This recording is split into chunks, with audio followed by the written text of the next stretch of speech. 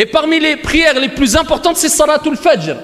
Et c'est pour ça que le prophète alayhi afdalus salatu wa askat taslim ayyuhal akhyar nous a rappelé l'importance dans beaucoup de textes de Salatul Fajr, ainsi qu'Allah Jalla wa Ala. Et il suffit de dire qu'Allah Jalla wa Ala ne jure que par ce qui est d'important et de grand. Exemple, toi si on te dit, tu as un travail, mais tu dois te lever tous les matins, 5 heures du matin. Ah, ne te précipite pas. Tous les mois, tu touches 25 000 euros. On n'a pas besoin de te dire, mets le réveil, pas mets le réveil. Toi, le mérite, la récompense, ça y est, elle a plié toutes les autres causes. Ne lui parle même pas de réveil ou pas. T'inquiète, sans réveil, il va se réveiller à 5 heures du matin. Sans réveil, son corps va se régler en 2 jours. Lakin, pour Salatul Fajr, on a du mal parce qu'on joue que sur les causes matérielles. Mais c'est logique. Regarde les causes spirituelles, ce qui doit te motiver, t'apporter une conviction ferme que tu dois te lever à Salatul Fajr, c'est un bien pour toi. À ce moment-là, c'est facile le reste. Vous avez compris? Donc, le réveil, l'histoire du réveil, c'est à la fin. Alhamdulillahi Rabbil Alamin, wassalatu wassalamu ala ashrafil anbiya'i wal mursalin. Mes chers frères et sœurs, vous l'avez compris, le sujet porte sur As-Salah. As-Salah doit avoir une place importante, plus qu'importante, primordiale, centrale dans la vie du croyant, dans la vie du musulman. Et c'est pour cela que le prophète Mohammed alayhi afdalus salati wa askat taslim a appuyé sur cela, sur le fait que la prière doit avoir une place centrale, primordiale, prioritaire dans la vie du croyant et de la croyante. À ce titre, il dit alayhi salatu wassalam, il dit la première des actions sur laquelle le croyant, le serviteur rendra des comptes au jour de la résurrection, ce n'est autre que as-salah. C'est la première des choses. C'est le premier acte d'adoration. As-salah. Donc, mets de côté ces excuses qui sont « je commets des péchés, je ne peux pas me permettre de prier, c'est hypocrite. Je fais telle ou telle chose, je ne peux pas me permettre de prier, c'est hypocrite. » La première des actions sur laquelle le serviteur rendra au jour de la résurrection des comptes, ce n'est autre que as-salah. Poursuis avec moi. Dans le même hadith, le prophète alayhi salatu wassalam nous rappelle que salah, c'est la clé al-miftah. Et il dit, si elle est complète, si elle a été accomplie complètement, c'est-à-dire à son temps, avec un minimum de concentration, d'humilité, comme il se doit, en respectant bien sûr, comme il se doit, les piliers et les obligations de la prière, celui qui l'aura accompli, la prière, eh bien le reste de ses actions seront acceptées. Allah. Donc les actions dépendent de quoi? As-salah. Et il dit, quant à celui qui ne l'aura pas accompli complètement, eh bien le reste de ses actions, eh bien seront rejetées. L'importance de quoi? As-salah, la prière. Et cela nous rappelle que tes actions, eh bien, dépendent quelque part de quoi? As-salah. Donc te dis pas, je fais ce...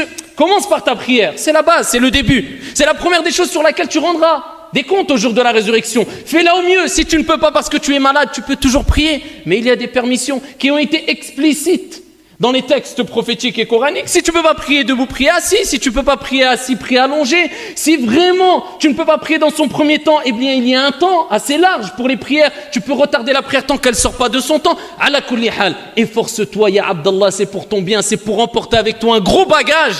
Efforce-toi d'accomplir as-salah.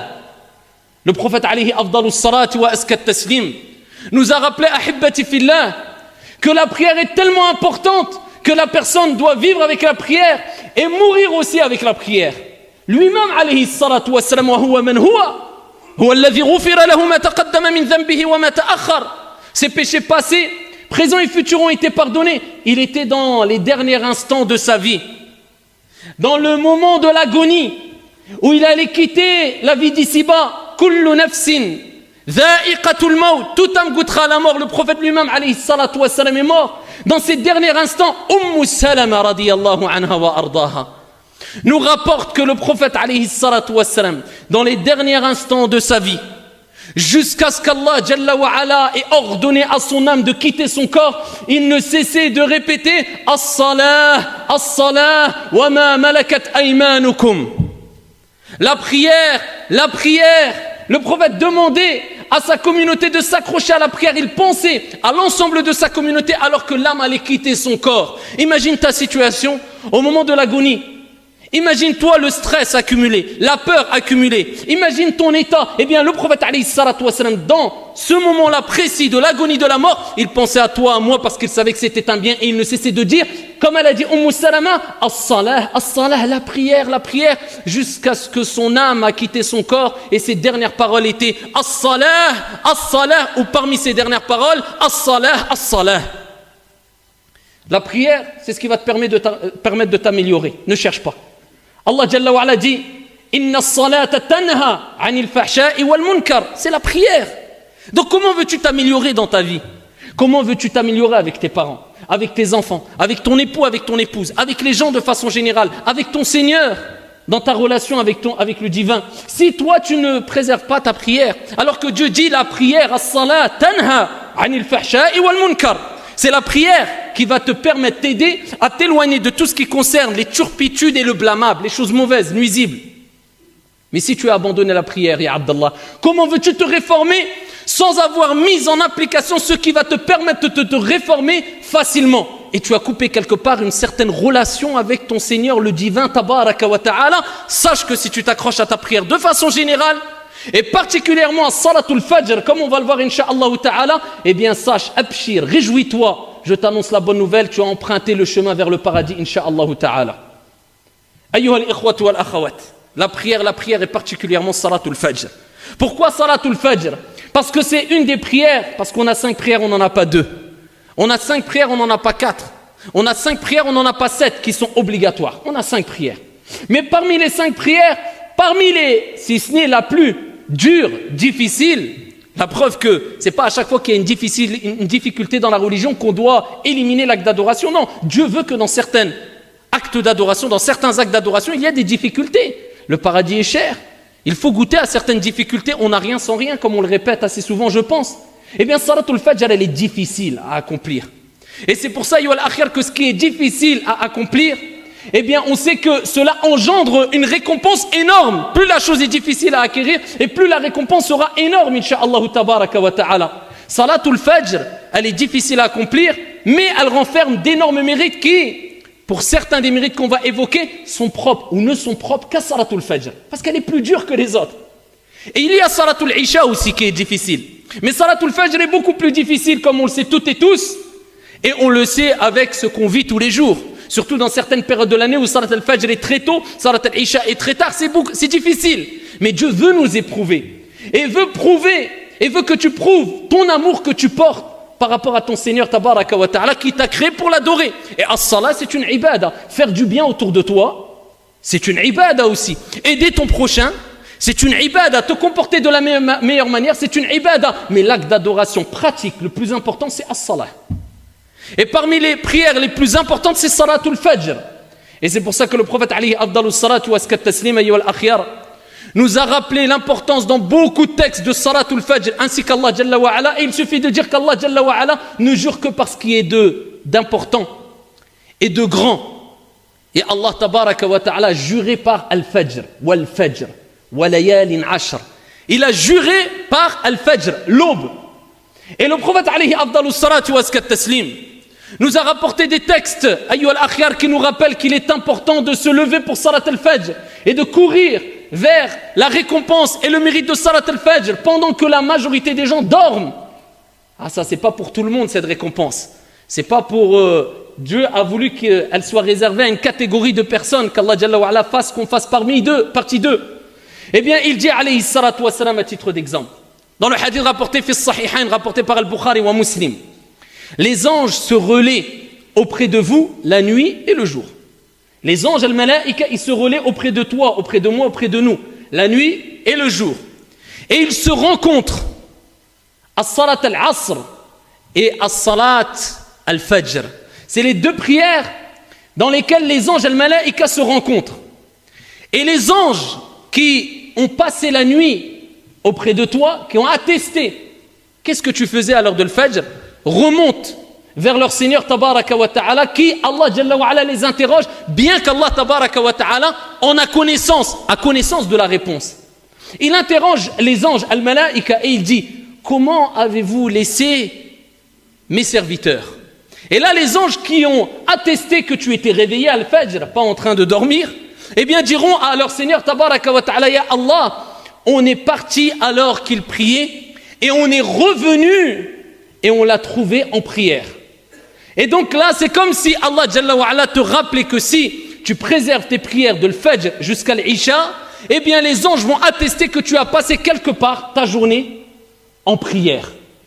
Donc c'est pour cela qu'il est important, Ahibbati Fillah, de préserver pas une ou deux, mais les 5 prières, et particulièrement les prières où le prophète alayhi salatu wassalam a mis le doigt dessus, a insisté, a rappelé le grand mérite qu'il renferme, particulièrement Al-Fajr, Al-Asr, Al-Isha, et si tu peux, fi jama'a, en groupe.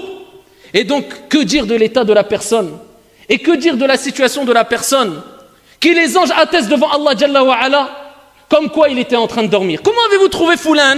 Ya Allah, on l'a trouvé en train de dormir et on est revenu, il était insouciant, ou il s'est détourné, ou il dormait encore. Juste penser à cela, ça doit créer un certain sentiment de mal à l'aise, un certain sentiment de gêne. Ici, ça doit te pousser quelque part à te sentir un peu irrespectueux quelque part vis-à-vis de ton Seigneur Tabaraka wa Ta'ala. C'est la moindre des choses. Le prophète alayhi afdalus salatu wa askat taslim, il nous dit Bashiril masha'in, encore pour Salat al-Fajr, annonce la bonne nouvelle à qui? À ceux qui se dirigent vers les mosquées, qui marchent, al-masha'in. Laquelle bonne nouvelle? Bin nouri tam, d'une lumière complète. Yawm al-qiyamah, au jour de la résurrection, quand les gens sortent ici de chez eux et ils se retrouvent dans l'obscurité, dans les ténèbres de la nuit, eh bien sache que cette obscurité se transformera incha'Allah tabaraka wa ta'ala en nour, en lumière, au jour de la résurrection, le jour où les gens chercheront de la lumière. Mais tu auras de la lumière par rapport aux bonnes actions, par rapport aux œuvres que tu auras accomplies ici-bas. Eh bien Allah il te dit, quand tu te lèves le matin et que tu te retrouves dans l'obscurité et tu te diriges vers un endroit pour accomplir la prière, eh bien cette lumière sera une lumière, cette obscurité sera une lumière pour toi, yawm al-qiyamah bi'idhnillahi tabaraka wa ta'ala. Le prophète alayhi afdalus salatu wa askat taslim, il nous dit aussi, celui qui prie salat al-isha fi jama'a, celui qui prie la prière du isha, la dernière prière, en groupe, c'est comme s'il avait prié la moitié de la nuit. Il a fait qiyamul layl, ici la moitié de la nuit. Et celui qui prie man sala al-fajr fi jama'a, en groupe, et en groupe à la base c'est dans les mosquées. Et Al-Jumhur ne considère pas obligatoire, c'est-à-dire pécheur, celui qui ne vient pas à la mosquée pour la prière en groupe, tant qu'il y a un groupe qui l'accomplit, mais ça reste qu'il s'est privé, si on prend l'avis de la majorité, d'un énorme bienfait. Et si on prend l'avis minoritaire, qui est un avis fondé aussi, des preuves solides, ils sont aussi, eh bien c'est obligatoire. Donc, ala kulli hal, nous disons dans tous les cas, tu te prives d'un grand bien.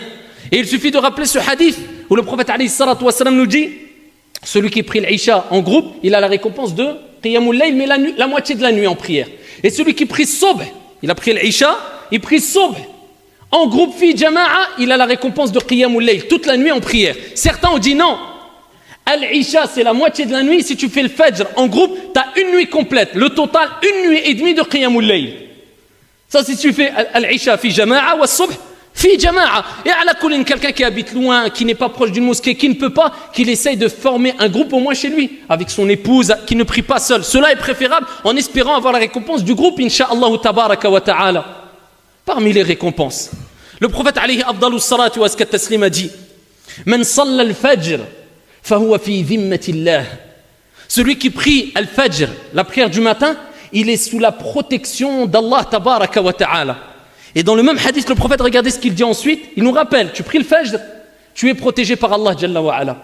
Et il dit qu'aucun d'entre vous ne se mette dans une situation où vous devrez rendre des comptes concernant votre négligence auprès d'Allah Jalla wa Ala. Et le prophète, il nous dit, tu pries Subh, tu es protégé par Allah. Ne te mets pas dans une situation où demain, au jour de la résurrection, tu devras rendre des comptes auprès d'Allah sur ta négligence. Dieu, il te dit, tu es protégé par Allah, tu es négligent, t'en veux pas. C'est comme si tu disais, Allah, je ne veux pas ta protection quelque part. Donc ici, profite de cette prière, Al-Fajr, à l'heure, fais-la à l'heure. Donc ça, c'est parmi les premiers moyens, Yo al-Akhyar, afin de nous pousser et nous faciliter à se lever à Salat al-Fajr. C'est pas de mettre 10 réveils, comme on va le voir. C'est de comprendre quels sont les mérites de Salat al-Fajr. Et il est important de savoir que le prophète a été jusqu'à dire, rapporté par l'imam Ahmed bisanadin sahih. Vous comprenez maintenant pourquoi le prophète va dire les propos que je vais vous citer? Il dit alayhi salatu wassalam, les prières les plus lourdes pour al-munafiqin, pour les hypocrites, Ce sont salatul fajr wa salatul isha. Il n'est pas question de dire que celui qui ne fait pas salat al-fajr ou al-isha à l'heure, une fois ou deux fois, c'est un hypocrite. Non, mais il rappelle que ça, en tout cas, c'était un critère des hypocrites. Parce que les hypocrites, c'était qui à l'époque du prophète alayhi salatu wassalam? Là, on parle des grands hypocrites, attention. Ceux qui étaient sortis de l'islam, ils n'étaient pas musulmans. Ils faisaient semblant de prier à la mosquée, de venir avec le prophète. Ils parlaient d'eux. Mais le prophète, il a dit, la prière la plus pénible pour eux, c'était laquelle? C'était salat al-fajr et salat al-isha. Pourquoi? Parce que lui, il était hypocrite. Il venait, c'était pour faire du mal au prophète ou aux musulmans. Il n'était pas musulman. Et il voulait montrer exprès, voilà, jouer un certain jeu et dire on est musulman, alors que ce n'était pas vrai. Mais le problème, c'est que les musulmans tous priaient salat al-fajr et salat al-isha à la mosquée. Donc eux, ils ne pouvaient pas se différencier. Ils ont dit, on est obligé de suivre le mouvement. Mais c'était dur pour eux. S'ils pouvaient dire, ils n'avaient pas une autre prière à une autre heure, ça nous aurait arrangé. Il n'y a pas le choix, viens al-fajr. Et c'était lourd pour eux. Voilà pourquoi le prophète alayhi salatu wassalam a dit, les prières les plus lourdes pour les hypocrites. Il faut bien comprendre les textes, attention. Eh bien, c'était le fajr et al-isha. Mais dans tous les cas, ça ne veut pas dire que tu es un hypocrite si tu ne fais pas le fajr et l'isha, mais il y a quand même une ressemblance avec le comportement qu'avaient les hypocrites. On est d'accord. C'est-à-dire qu'elle est lourde pour toi et elle est difficile pour tout le monde. Mais si elle devient lourde à tel point où tu veux t'en débarrasser, tu n'en veux pas, tu le répètes et tu la rejettes, il y a une certaine ressemblance malheureusement avec le comportement qu'avaient certains hypocrites. Et je répète, tu restes croyant et musulman bien sûr. Et cela doit interpeller nos consciences et nos cœurs pour nous dire là c'est quand même grave, la situation est quand même grave. Voilà pourquoi je donne quelques conseils rapides ici à Yoel Akhyar, que tout le monde connaît, mais il est important de mettre en application, afin de se réveiller facilement à Salat al-Fajr. C'est pas de mettre, dit réveil, je répète. Pourquoi je vous dis ça? Il y a quelques jours, un frère est venu me voir et m'a dit, donne-moi des conseils pour me lever à Salat al-Fajr. Bien sûr que moi-même, j'en ai besoin de ces conseils-là, on en a toutes et tous besoin. Je lui dis la première des choses parmi les causes. Tu mets le réveil déjà? Il me dit, mon frère, j'en mets 7 des réveils. Il me dit j'en mets 7, donc j'ai compris qu'en fait il ne faut pas commencer par le réveil, ça c'est à la fin, tout à la fin, donc il faut se dormir tôt, ça tout à la fin. La première des choses c'est de prendre conscience quelle est la récompense de Salat al-Fajr, wallahu a'lam, et de prendre conscience de la gravité d'être négligent, insouciant, inconscient des mérites de Salat al-Fajr, ça c'est la première des choses. Déjà après le reste ça va tout seul. Exemple, toi si on te dit tu as un travail, mais tu dois te lever tous les matins 5 heures du matin, ne te précipite pas. Tous les mois, tu touches 25 000 euros. On n'a pas besoin de te dire, mets le réveil, pas mets le réveil. Toi, le mérite, la récompense, ça y est, elle a plié toutes les autres causes. Ne lui parle même pas de réveil ou pas. T'inquiète, sans réveil, il va se réveiller à 5 heures du matin. Sans réveil, son corps va se régler en 2 jours. Lakin, pour Salatul Fajr, on a du mal parce qu'on joue que sur les causes matérielles. Mais c'est logique. Regarde les causes spirituelles, ce qui doit te motiver, t'apporter une conviction ferme que tu dois te lever à Salat al-Fajr, c'est un bien pour toi. À ce moment-là, c'est facile le reste, vous avez compris? Donc le réveil, l'histoire du réveil, c'est à la fin. Donc ici, la première des choses, c'est les mérites, prendre conscience de la valeur et de ce que tu rates, ya Abdallah. Si tu rates Salat al-Fajr, et la honte, qui est le fait de te réveiller, peut-être te dire les anges, ils ont dit à Allah, on a trouvé Foulan et Allan en train de dormir. Allah en a connaissance. Et ils ont attesté de cela. Et déjà ça nous permet de voir ici, où est notre degré de foi? C'est pour ça, Salatul Fajr, c'est quelque part une métaphore, le thermomètre de l'iman, de la foi. C'est pas l'aspect extérieur, comme je vous dis souvent, l'aspect, un beau camis, une belle barbe. Je suis pas en train de critiquer et dénigrer, moi-même j'ai la barbe, moi. Faut arrêter. Le principal, al-qalb et al-a'mal, les actions qui sont obligatoires et qui sont les plus importantes. Ensuite, on sait que tout est important en islam, mais il y a des priorités. Comment ça, tu vas me dire par exemple une personne qui a une apparence d'un pieux, d'un vertueux, d'un compagnon, il ne se lève pas à Salat al-Fajr, je ne comprends plus rien là. Ils sont où les priorités? Je ne comprends plus rien. Donc le thermomètre de ta foi, Salat al-Fajr. Ensuite, Salat al-Isha. Ensuite, Al-Dhuhr, Wal-Asr, Wal-Maghrib. Ça c'est un gros thermomètre de ta foi. Tu vas savoir où tu es. Sans compter le fait que ça ne suffit pas de prier, il faut prier avec concentration, avec dévotion, et prier comme il faut, en respectant les piliers, les conditions, etc. C'est une prière complète, comme on a dit précédemment. Donc la première des choses, les mérites, tu les as compris. Deuxième des choses, avoir la ferme conviction et ici et la ferme résolution de se lever à Salat al-Fajr. Tu te dis, je dois me lever et je veux me lever bi'idhnillah. Troisième des choses, rend faible shaitan, affaiblit le diable. Comment? Fais le wudu. Qabla an-nawm, tawadda ya Abdallah. Protège-toi, c'est une protection. Fais le wudu. Essaye de dormir avec les ablutions, c'est le mieux. Quatrième des choses, si je ne me trompe pas, fais al-dhikr. L'évocation et l'invocation. Shaitan va s'affaiblir encore. Tu es en train de te protéger. Si tu récites Ayat al-Kursi tous les soirs, Allah envoie un ange qui te protège toute la nuit bi'idhnillahi azza wa jal. Shaitan, il s'éloigne de toi. Parce que la cause principale qui fait qu'on a du mal à se lever à Al-Fajr, c'est notre âme qui est influencée souvent par les plaisirs et la paresse et le laisser aller. Et Shaitan aussi. On ne met pas que la faute sur Shaitan, mais il y a Shaitan aussi. Donc ici, affaiblis Shaitan, fais le dhikr. Et particulièrement Ayat al-Kursi, Surat al-Ikhlas, Al-Falaq, An-Nas 3 fois. Et fais comme le prophète alayhi salatu wassalam faisait. Réunis tes mains et récite Al-Falaq, An-Nas, Al-Ikhlas 3 fois, souffle dans tes mains et essuie ton corps.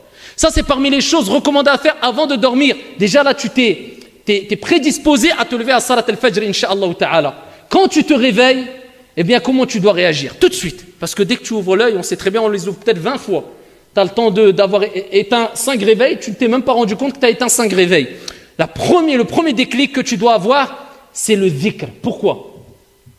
Le prophète alayhi afdalu salatu wa azka taslim a dit kama ja'a fi sahih que lorsque l'un d'entre vous dort, Shaitan il vient derrière sa nuque et il lui fait 3 nœuds, uqad, il lui fait 3 nœuds. Et à chaque nœud, il lui dit, Shaitan il lui dit que ta nuit soit longue, na'as mzian, dors bien. Et il lui fait le 2e nœud, la même chose. 3e nœud, la même chose. Shaitan il part. Ensuite, quand tu te réveilles, le prophète alayhi salatu wa salam dit, quand tu fais du dhikr, tu évoques Allah, peu importe, Bismillah, ou tu dis Alhamdulillah, ou tu fais l'invocation Alhamdulillahi alladhi ahyana ba'da ma amatana wa ilayhi an-nushur. L'invocation qui est dans la citadelle du musulman, ala kulli hal, qul ghayr la ilaha illallah. Commence par al-dhikr. Il y a le premier nœud qui part. Il dit alayhi salatu wa salam, le premier nœud part, donc déjà tu commences à être plus ici plus fort pour lutter contre Shaitan et cette pression venant du diable pour te laisser clouer dans le lit. Il dit tu fais le wudu, il y a un 2e nœud qui part. Et il dit tu te lèves et tu fais salat, il y a un 3e nœud qui part. C'est pas fini. Combien de nœuds on doit avoir dans la nuque ou derrière la nuque pour certains qui n'ont pas encore dénoué peut-être une fois un nœud? Eh bien ici, le prophète il dit quoi? Ensuite, quand les 3 nœuds, peut-être certains ils ont 500 nœuds, quand les 3 nœuds se sont tirés, eh bien la personne se sent comment? De bonne humeur et se sent ici motivée, traduction du sens, c'est-à-dire loin de la paresse. Il dit sinon, la personne se lève, certains disent du mauvais pied, on balaye ça, de mauvaise humeur, et en plus de cela, il est paresseux toute la journée. Ça c'est la réponse à ceux qui disent, je ne sais pas ce que j'ai là, toute la journée, aïen. Dès qu'il parle, je suis KO mon frère, je suis fatigué, j'ai mal, j'ai toute la journée. Alhamdulillah, il est wallahu a'lam. Toute la journée, il se plaint, il se sent faible, lourd. Tu lui dis salatul fajr, ya akhi. T'as fait salat. Ah non, la ghalib. Eh ben, il est là. Va tirer les nœuds. Donc ici, ça c'est une réponse à ceux qui n'ont pas compris que si tu veux être ici efficace tout au long de ta journée, loin de la paresse et de bonne humeur, fais salatul fajr, ya Abdallah. Et ça sera bénéfique pour toi, pour ton entourage, pour ta famille, pour la bonne ambiance. Fais salatul fajr. Wa ta'awanu 'ala al-birri wat taqwa. Que l'épouse essaye d'aider son mari à se lever. Si le mari a plus de facilité à se lever, eh bien qu'il essaye d'aider son épouse à se lever et on s'entraide et jusqu'à ce que Allah Jalla wa Ala a dit wa'mur ahlaka bis-salah wastabir 'alayha. Ne désespère pas. Recommande à ta famille de faire la prière et sois plus wastabir al-istibar, c'est plus que la patience et la régularité. Tu dois continuer tout le temps à les exhorter. De quelle manière? Comme Allah Jalla wa Ala nous a dit dans un autre verset coranique, ud'u ila sabili rabbika bil hikmati wal maw'izati al hasana wajadilhum billati hiya ahsan. Ici, et exhorte, appelle au sentier de ton Seigneur. Comment? Avec sagesse et avec une bonne exhortation. Et parle avec eux de la meilleure des manières. Toi, il ne t'est pas demandé d'imposer, mais ici de proposer avec douceur et bonne exhortation. Ici de convaincre avec douceur et bonne exhortation sans imposer les choses. Et à ce moment-là, Inch'Allah, tu as tiré ta responsabilité. Qu'Allah tabaraka wa ta'ala fasse que ça soit une grande facilité pour nous d'accomplir Salatul Fajr et le reste des prières à l'heure et que ça soit une cause de notre entrée à toutes et tous au paradis. Amin ya Rabbal Alamin.